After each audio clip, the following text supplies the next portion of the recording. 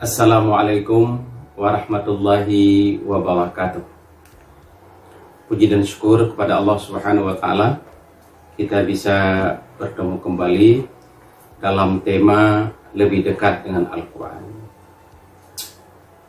Bulan Ramadan adalah bulan Al-Quran, karena pada bulan Ramadan untuk pertama sekali diturunnya Al-Quran. Sebagaimana firman Allah Subhanahu wa Ta'ala, Syahrul Ramadan alladzi unzila fihi al-Qur'an hudan linnas wa bayyinatin minal huda wal furqan. Bulan Ramadan, bulan yang di dalamnya diturunkan Al-Quran, yang berfungsi sebagai hudan, petunjuk, pedoman hidup bagi manusia dan bagi orang-orang yang beriman, dan menjadi furqan, pembeda mana yang hak, mana yang batil. Al-Quran harus menjadi sesuatu yang lebih dekat dalam kehidupan kita, umat Islam. Ada 5 kewajiban kita kepada Al-Quran agar Al-Quran menjadi hudan atau pedoman.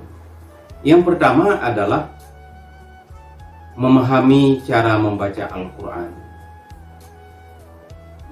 makharijul huruf, di mana huruf-huruf ijaiyah itu harus kita ucapkan sesuai dengan tempatnya. Masing-masing huruf itu ada rumahnya, ada tempatnya, sehingga maknanya menjadi benar. Yang kedua ada hukum tajwid yang harus kita pahami. Dengan demikian kita akan bisa membaca Al-Quran dengan benar, bahkan indah. Kemudian yang kedua yaitu membaca Al-Quran itu sendiri. Sesuai dengan nama, Al-Quran adalah bacaan. Dan wahyu yang pertama, 5 ayat pertama surah Al-Alaq adalah perintah untuk membaca. Bismillahirrahmanirrahim. Iqra bismi rabbikal ladzi khalaq. Khalaqal insana min 'alaq. Iqra wa rabbukal akram. Alladzi 'allama bil qalam. 'Allamal insana ma lam ya'lam. Jadi perintah membaca. Jadi membaca Al-Quran menurut Rasulullah SAW adalah setiap huruf itu satu kebaikan. Setiap kebaikan dibalas dengan 10 nilai pahalanya. Man ja'a bil hasanati falahu asyra amsalih. Satu kebaikan akan dibalas 10 oleh Allah Subhanahu wa Ta'ala. Alif lam mim itu bukan satu huruf tapi 3 huruf, kata Rasul. Dan setiap huruf dibalas 10, maka 3 huruf 30. Kalau kita baca Al-Quran dengan jumlah huruf tertentu, demikian fadilah, keutamaan, pahala yang diberikan oleh Allah Subhanahu wa Ta'ala. Ini sebuah sugesti kepada kita umat Islam agar kita gemar membaca Al-Quran.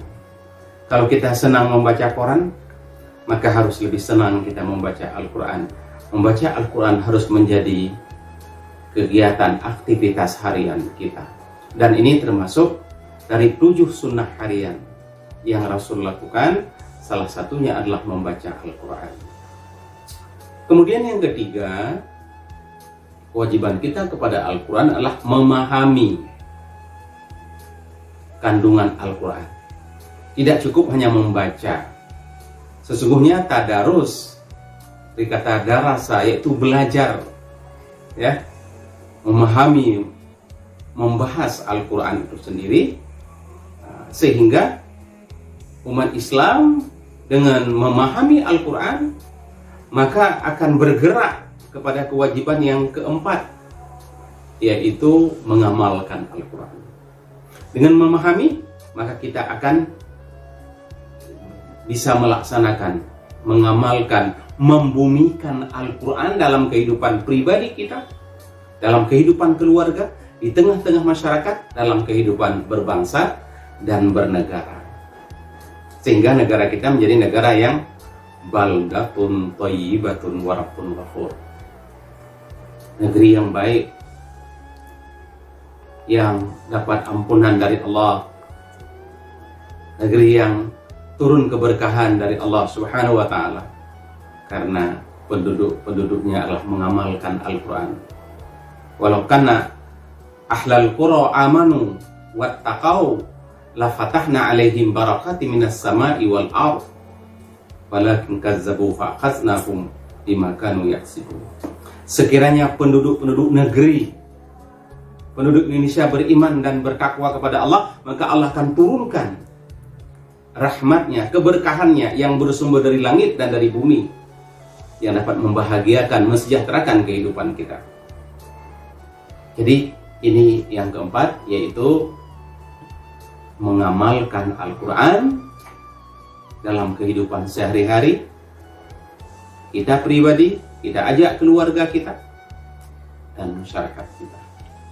Lalu yang kelima, yang terakhir, kewajiban kita kepada Al-Quran adalah mendakwahkan Al-Quran. Tidak hanya untuk diri kita Al-Quran itu, tapi kita sampaikan kepada yang lain. Dan dakwah itu bukan hanya tugas ulama, khatib, da'i, tapi berdakwah itu menjadi kewajiban kita sesuai kemampuan kita. Profesor Hamka misalnya mengatakan, berdakwah kepada keluarga masing-masing adalah wajib bagi orang tua atau bagi suami. Dakwah kewajiban bersama sesuai dengan kemampuan kita, profesi kita masing-masing, yaitu dakwah non mimbar. Tidak perlu menaik ke mimbar untuk berdakwah. Cukup ketika kita makan, kita sampaikan sesuatu kepada anak kita, kepada istri kita, kepada keluarga kita. Ketika menjelang berbuka puasa kita berkumpul, sekarang kita di bulan Ramadan, itu bisa kita sampaikan sesuatu, kita diskusikan sesuatu. Ketika makan sahur atau kapan saja, agar kehidupan kita isi dengan mendakwahkan Al-Quran, mendakwahkan Islam, sehingga Islam ini membumi, yang disebut dengan dakwah fardiyah. Dakwah fardiyah tidak perlu naik ke atas mimbar, tapi ketika kita berdialog, kita berdiskusi, kita bertemu, bercerita, bagaimana memasukkan nilai-nilai Islam, konten yang Islami, baik dengan lisan atau melalui media sosial. Ya, kita bisa men-share konten-konten yang berdimensi dakwah, nasihat, sehingga banyak pihak bisa mendapat informasi, ilmu-ilmu keislaman yang memiliki konten mengajak kepada kebaikan, menyuruh kepada yang ma'ruf dan mencegah dari yang mungkar. Karena tugas ini adalah tugas bersama, mendakwahkan Al-Quran itu sendiri atau mendakwahkan Islam sesuai dengan kemampuan kita. Mari kita jadikan Ramadan ini untuk lebih dekat dengan Al-Quran, memahami cara membaca Al-Quran, membaca Al-Quran setiap waktu, setiap saat, kemudian memahami kandungan Al-Quran, terjemahan Al-Quran, isi Al-Quran, kemudian mengamalkan, mempraktekkan, membumikan Al-Quran dalam kehidupan pribadi, keluarga dan masyarakat, kemudian mendakwahkan Al-Quran. Semoga bermanfaat. Billahi taufiq wal hidayah. Wassalamualaikum warahmatullahi wabarakatuh.